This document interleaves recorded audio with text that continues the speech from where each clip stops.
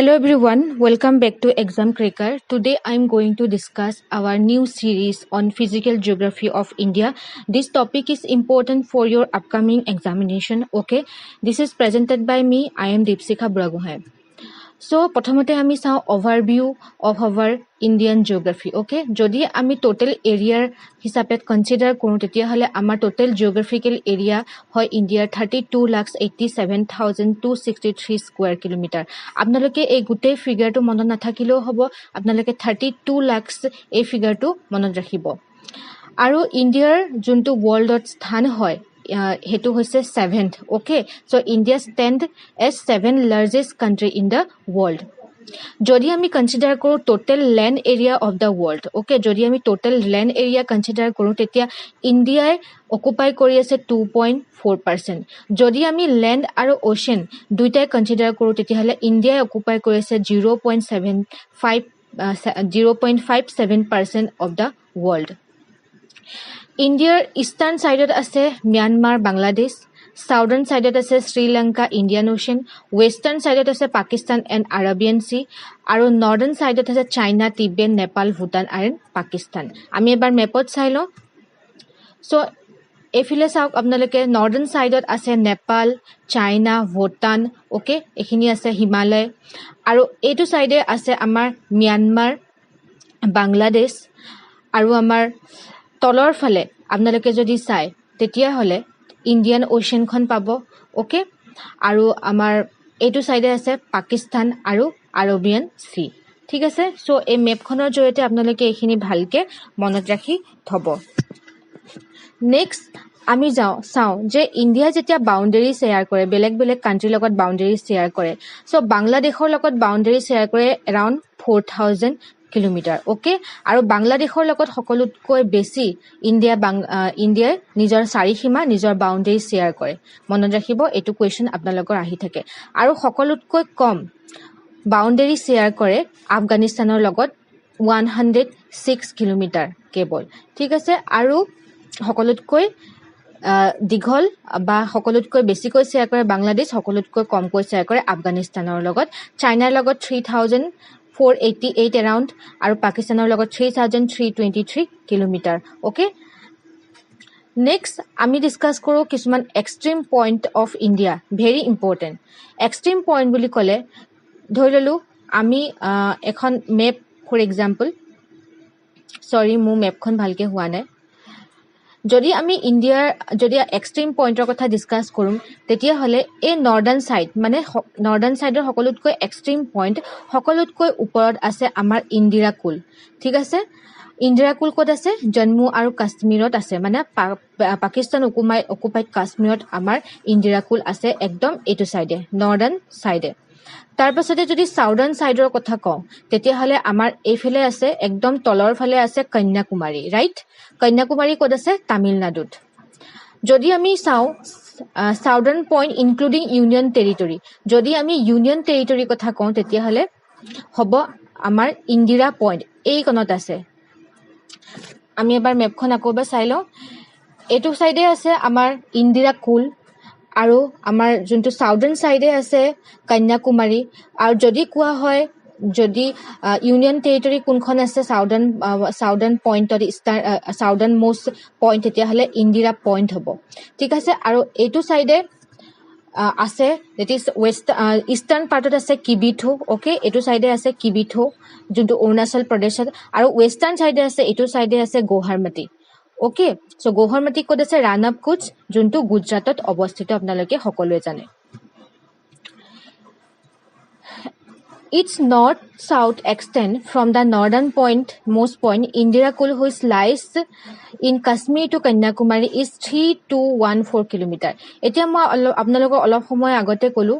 যে এখন আমাৰ ধৰি ল'লো, আকৌ এবাৰ ইণ্ডিয়া মেপখন আমি, চৰি এখন হোৱা নাই যদিও বুজি ল'ব। এইকণতে আছে আমাৰ কন্যাকুমাৰী, এইকণতে আছে আমাৰ কি? ইন্দিৰাকুল।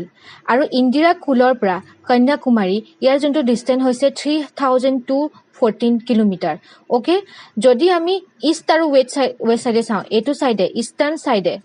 আৰু যদি ৱেষ্টাৰ্ণ চাইডৰ কথা কনচিডাৰ কৰোঁ তেতিয়াহ'লে কি আছে? ৰাণ অফ কুচ, ইয়াৰ পৰা আমাৰ ইয়ালৈকে অৰুণাচল প্ৰদেশলৈকে ইয়াৰ যোনটো ডিষ্টেন্স হয় তেতিয়াহ'লে এইটো 2933 কিলোমিটাৰ ওকে এক্সট্ৰিম পইণ্ট মানে নৰ্দাৰ্ণৰ পৰা সাউদাৰ্ণ হলে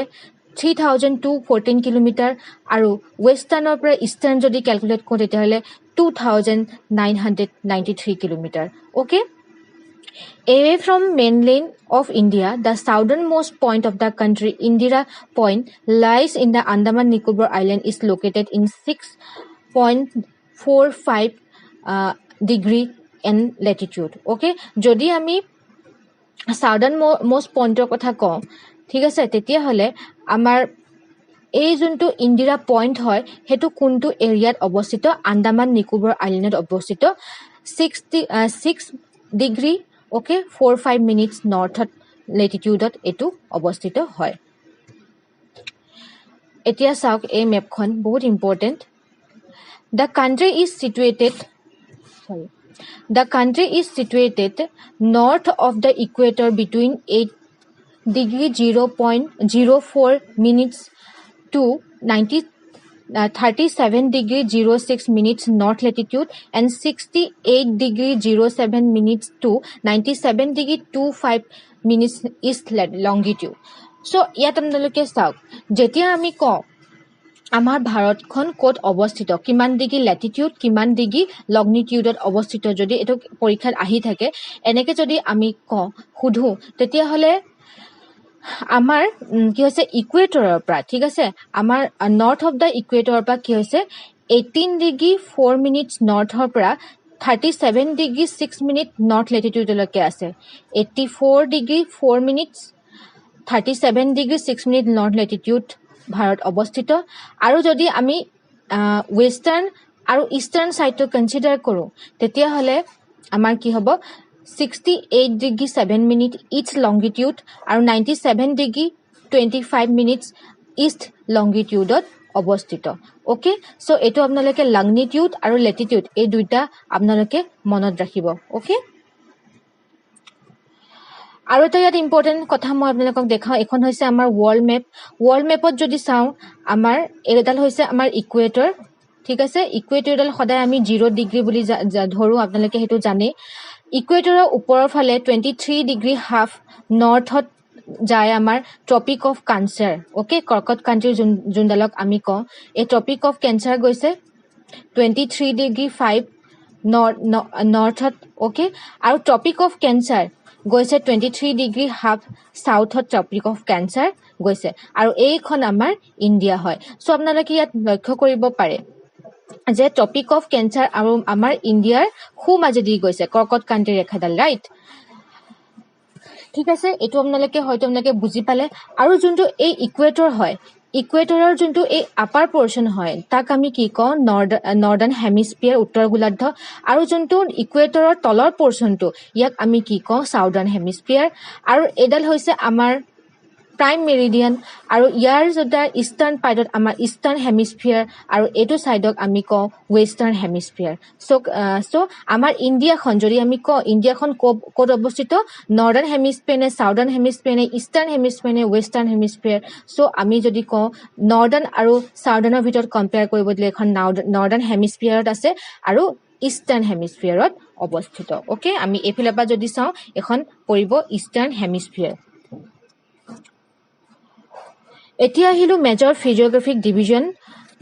ওকে মেজৰ ফিজিওগ্ৰাফিক ডিভিজন বুলি ক'লে আমি ইন্ডিয়াখনক 6টা ভাগত ভাগ কৰো প্ৰথমটো হৈছে হিমালয়ান মাউন্টেইনছ এণ্ড নম্বৰ 2 হৈছে নৰ্দাৰ্ণ প্লেইনছ পেনিনসুলাৰ প্লেচু ওকে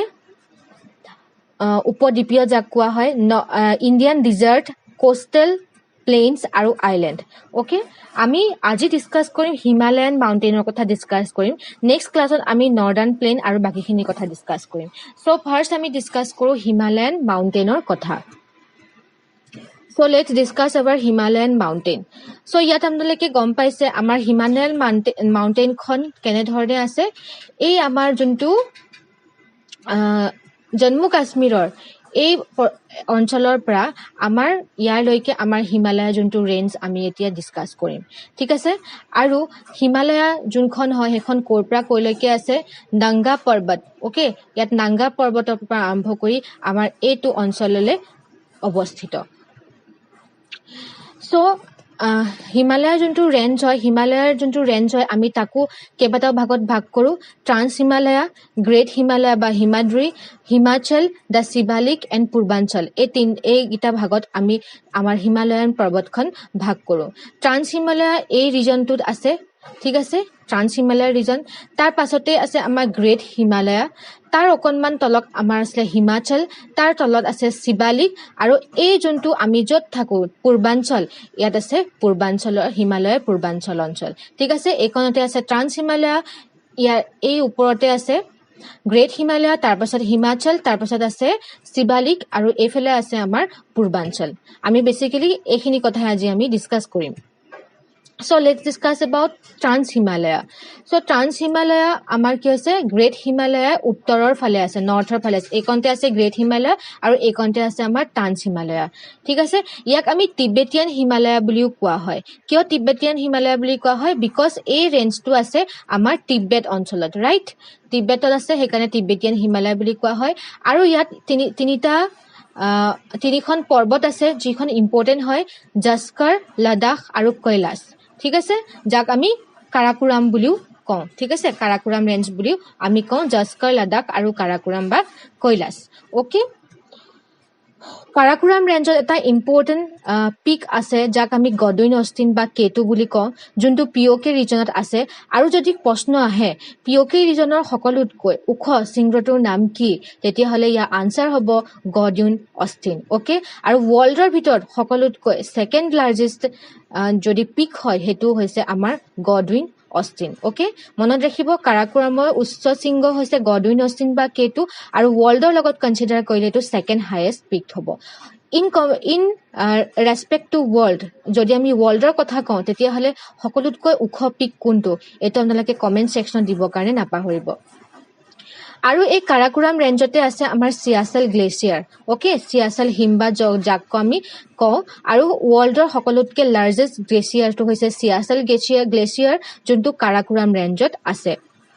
এই কাৰাকোৰাম ৰেঞ্জত আছে এটা কাৰাকোৰাম পাছ ওকে যোনটো আমি কাৰাকোৰাম গিৰিপথ বুলি কওঁ যোনটো পাকিস্তানে চাইনাক অকুপাই কৰা আছে ওকে পাকিস্তানে একচুৱেলি চাইনাক দিয়া আছে এই কাৰাকোৰাম পাছটো আৰু এই কাৰাকোৰাম পাছতে CPEC মানে চাইনা পাকিস্তান ইকনমিক কৰিডৰ বনাই থকা হৈছে ঠিক আছে এইটো এটা কণ্ট্ৰভাৰ্চিয়েল টপিক হয় এইটো যদিও ইণ্ডিয়াৰ মেপত আপোনালোকে দেখিবলৈ পায় তথাপিও পাকিস্তানে এইটো চাইনাক এক্সেছ কৰিবলৈ দি আছে ওকে বিকজ এইটো পিঅ'কে ৰিজনত পৰে ট্ৰান্স হিমালয়াৰ ছেকেণ্ড মাউণ্টেইনটো হৈছে লাডাখ ক'ত আছে জম্মু এণ্ড কাশ্মীৰত লাডাখ আৰু জাস্কৰ মাজত আমাৰ ইণ্ডুছ ৰিভাৰখন বৈ আহিছে ঠিক আছে জম্মু কাশ্মীৰ আৰু হিমাচল প্ৰদেশত এইটো বেচিকেলি অৱস্থিত আৰু কাৰাকোৰাম তিব্বেতক ইয়াক কৈলাশ বুলি কোৱা হয় সেইকাৰণে কাৰাকোৰাম বা কৈলাশ বুলিও কিছুমান কিতাপত আপোনালোকে পায় বিকজ কাৰাকোৰামক তিব্বেতত কৈলাশ বুলি জনা যায় okay region between trans Himalaya and Himalaya is called suture zone আৰু যোনটো আমি ডিছকাছ কৰিছোঁ যে ট্ৰান্স হিমালয়া ৰিজনছ আৰু হিমালয়ান ৰিজন ঠিক আছে হিমালয়ক আমি কেইবাটাও ভাগত ভাগ কৰিছোঁ trans Himalaya okay lesser Himalaya Shivalik পূৰ্বাঞ্চল এনেকৈ ভাগ কৰিছিলোঁ আৰু ট্ৰান্স হিমালয়া আৰু হিমালয়াৰ যোনটো মিডল মানে মাজৰ অঞ্চলটোক আমি সাচ্চাৰ জোন বুলি কওঁ very important from exam point of view তাৰপিছতে আমি ডিছকাছ কৰোঁ the great Himalaya okay great হিমালয়াখন ক'ত অৱস্থিত সেইটো ইম্পৰ্টেণ্ট হয় the northernmost range is known as great and inner Himalaya or Himadri great Himalaya is also' known as Himadri okay আৰু ইয়াক ইনাৰ হিমালয়া বুলিও কেতিয়াবা কোৱা হয় it is the most continuous range consisting of loftiest peak with an average height of 6,000 meter. ইয়াৰ metre হৈছে 6,000 metre আৰু ইয়াত ওখ শৃংগবিলাক এই ৰেঞ্জতে আছে নাংগা মাউণ্টেইন ইন জম্মু এণ্ড কাশ্মীৰৰ পৰা নামচা বাৰৱা মাউণ্টেইনলৈকে এই যোনটো ৰিজন হয় এইটো অৱস্থিত গ্ৰেট হিমালয়ান ৰিজনটো ইয়াত বহুত হিমালয়ান পিকছ আছে আৰু ইয়াৰ যোনটো ওখ পাখ হয় এৰিয়াটো ঠিক আছে সেইকাৰণে এচিমেট্ৰিকেল ইন নেচাৰ বুলি কোৱা হৈছে বেচিকেলি যোনটো কোৰ এৰিয়া হয় সেইটো গ্ৰেনাইট শিলেৰে গঠিত হয় আৰু পেৰিনিয়েৰলি এইটো স্ন' বাউণ্ড হয় বেচিকেলি স্ন'ৰে আৱৰা হৈ থাকে ঠিক আছে ইয়াত আছে আমাৰ গ্ৰেট মাউণ্ট এভাৰেষ্ট টিবেটিয়ান লেংগুৱেজত মাউণ্ট এভাৰেষ্টক চুমুলুংমা বুলি কোৱা হয় আৰু তাক আমি কুইন অফ মাউণ্টেইন বুলি কোৱা হয় ঠিক আছে এইটো মাউণ্টেইন হ'ব লাগে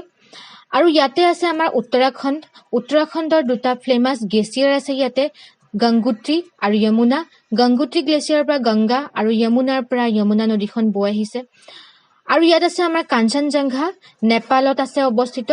আৰু এইটো ইণ্ডিয়া ছিকিমৰ first and highest peak in Himalaya okay actually Kanchenjunga যোনটো হয় নেপাল ছিকিম আৰু ইণ্ডিয়া এই তিনিটা ৰেঞ্জতে আছে বুলি ক'ব পাৰি ঠিক আছে আৰু হিমালয়ৰ সকলোতকৈ হাইয়েষ্ট পিক হৈছে কাঞ্চনজংঘা ইণ্ডিয়াৰ সকলোতকৈ হাইয়েষ্ট পিক কি হয় আপোনালোকে মোক কমেণ্ট ছেকশ্যনত ক'ব কাৰণে নাপাহৰিব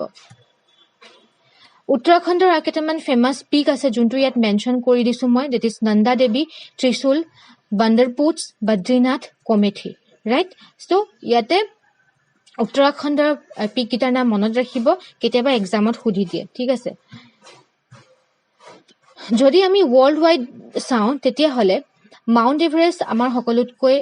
ওখ শৃংগ তাৰপাছতে আহে আমাৰ K2 গডউইন অষ্টিন তাৰপাছতে আমি থাৰ্ড লিষ্টত আছে কাঞ্চনজংঘা যোনটো ইণ্ডিয়াৰ হাইয়েষ্ট পিক যোনটো মই আপোনালোকক কুৱেশ্যনটো সুধিছিলো ৰাইট মনত ৰাখিব ৱৰ্ল্ডত যদি কনচিডাৰ কৰোঁ ফাৰ্ষ্ট হৈছে মাউণ্ট এভাৰেষ্ট ছেকেণ্ড হৈছে গডউইন অষ্টিন বা K2 থাৰ্ড হৈছে কাঞ্চনজংঘা ইণ্ডিয়াৰ সকলোতকৈ হাইয়েষ্ট পিক বুলি ক'লে কাঞ্চনজংঘাৰ উপৰিও কাৰাকোৰাম ৰেঞ্জৰ সকলোতকৈ হাইয়েষ্ট পিক হৈছে K2 গডউইন অষ্টিন ঠিক আছে কুৱেশ্যন বেলেগ বেলেগ ধৰণে সুধিব পাৰে কাৰাকোৰাম ৰেঞ্জৰ সকলোতকৈ হাইয়েষ্ট পিক কোনটো হয় হিমালয়ৰ যোনটো কোনটো হাইয়েষ্ট পিক হয় ইণ্ডিয়াৰ কোনটো হাইয়েষ্ট পিক হয় ৱৰ্ল্ড ৱাইড কোনটো হাইয়েষ্ট পিক হয় ঠিক আছে এইখিনি আপোনালোকে মন দিব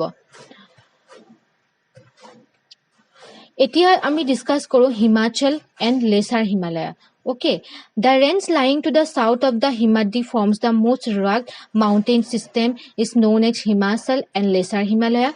The ranges are mainly composed of highly compressed and altered rocks. Ami rocks aru ehini types of rock ebilakor kotha ami discuss korim. Okay, the altitude varies between 3,700 to 4,500 meters and the average height is 50 kilometer.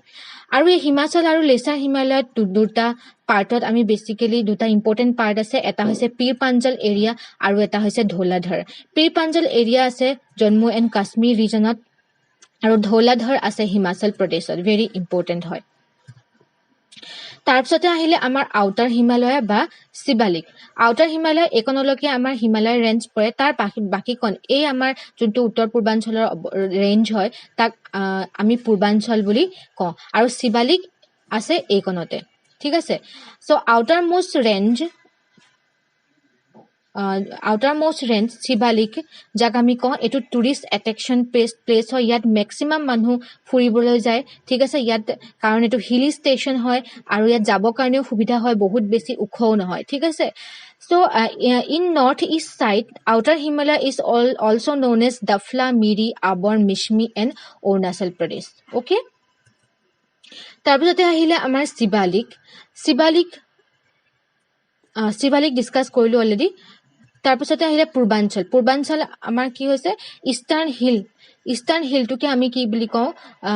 পূৰ্বাঞ্চল বুলি কওঁ so আমাৰ north east সাইডে আছে আমাৰ অসমখন যতে আমি যত অৱস্থিত হেতু আমাৰ কি হৈছে নৰ্থ ইষ্টৰ যোনটো সাইড হয় এটো পূৰ্বাঞ্চল বুলি কোৱা হয় আৰু ইয়াত কেইটামান উল্লেখযোগ্য হিলছ এৰিয়া আছে পাটকাই নাগা মণিপুৰ হিলছ আৰু Mizo hills okay and it extends from Arunachal Pradesh in the north to Mizoram in the south so is to purbanchal range to eto Arunachal Pradeshor pra Mizoram loike ase okay so ekhini loke aji ami discuss korilu thank you for watching if you have any doubts you can ask in the comment section below you can mail us econ10021@gmail.com you can also contact us on 6000575929 number okay Thank you for watching and God bless.